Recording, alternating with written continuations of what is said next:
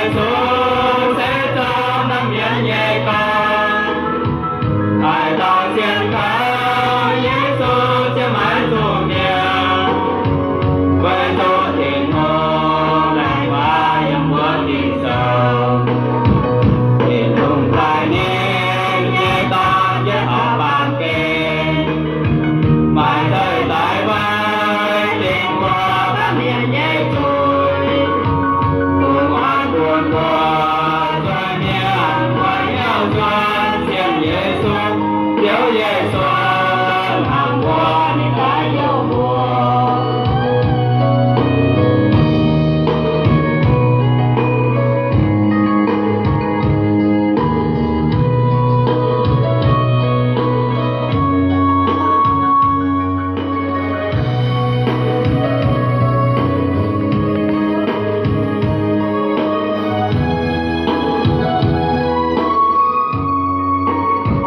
Vậy thằng đi thôi bạn coi như chuyện thiên muốn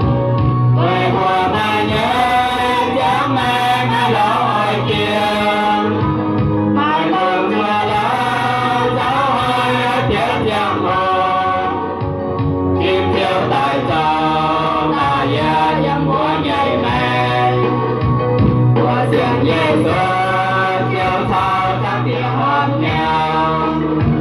riêng ơi tính sai